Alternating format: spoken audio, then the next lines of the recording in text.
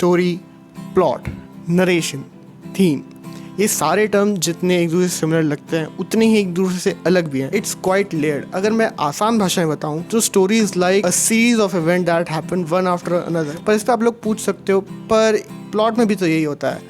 नहीं, स्टोरी में चीज़ें क्रोनोलॉजिकल ऑर्डर में चलती हैं। फॉर एग्जांपल, अगर 3 इडियट्स की स्टोरी मैं आपको बताऊं तो उसकी स्टोरी ऐसे जाएगी। फुनसुक वांगडू एक नकली नाम लेके आईसीई में जाता है, फिर वहाँ से फरहान और राजू से दोस्ती करता है, वायरस साइलेंसर के मज़े लेता है और उसके बाद चला जाता है और 10 साल बाद वो सब रीयूनाइट होते हैं। देखा, इट्स क्वाइट बोरिंग, इसमें कोई ट्विस्ट नहीं है, इसीलिए प्लॉट ट्विस्ट होता है ना कि स्टोरी ट्विस्ट। पर अब अगर प्लॉट की बात करें तो प्लॉट होता है कि जिस तरीके से स्टोरी ऑडियंस को डिलीवर करी जाएगी, जिस तरीके से स्क्रीन प्ले लिखा जाएगा। अगर अब 3 इडियट्स का एग्जांपल दोबारा से लें तो 3 इडियट्स का बेसिकली प्लॉट क्या होगा कि एक आदमी प्लेन में जा रहा है और वो प्लेन की इमरजेंसी लैंडिंग करवाता है। वहां से वो 2 दोस्त मिलकर अपने एक तीसरे दोस्त को ढूंढने जाते हैं और वहां से फरहान हमें स्टोरी सुनाना शुरू करता है। तो 3 इडियट्स का ये प्लॉट है। इसी से निकलकर हमारा तीसरा पॉइंट आता है नरेशन। इट्स बेसिकली कि स्टोरी किसके पीओवी को फॉलो कर रही है, कि हमें स्टोरी बता कौन रहा है,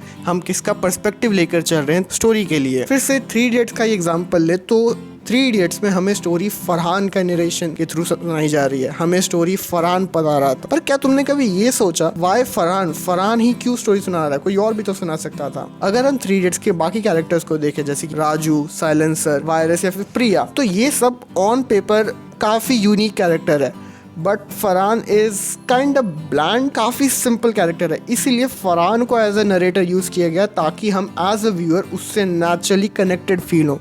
तुम खुद सोचो, अगर साइलेंसर या फिर वायरस रांचो की स्टोरी सुना रहे होते तो फिर हमें आमिर खान में रांचो से ज़्यादा धूम 3 का समर दिखाई देता। पर इस पर आप यही पूछ सकते हो, तो अगर हमें रांचो को समर नहीं बनने देना था तो हम राजू का पीओवी भी ले सकते थे।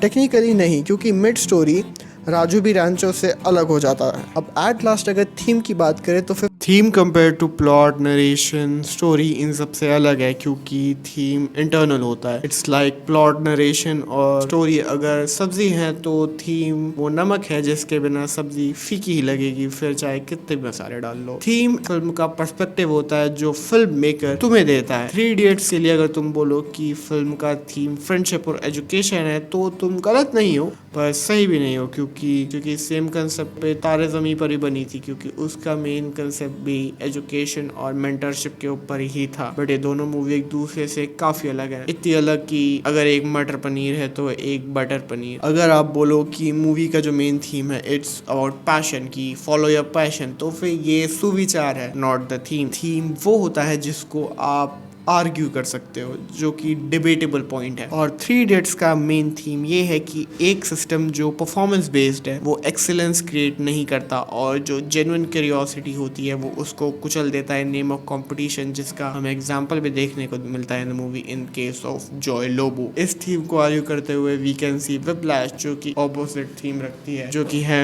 If you want to attain excellence then you have to go under immense pressure, and this is the beauty of cinema कि एक दो पोलर ऑपोजिट आइडियोलॉजीज की फिल्म एग्जिस्ट करती है and they both are equally loved by the people, and what you love show more about you, what kind of person you are and what are your ideologies. So if you enjoyed the video, show some love in the comment, और मैं चला अगली video की script लिखने, क्योंकि ideas हैं मेरे पास already.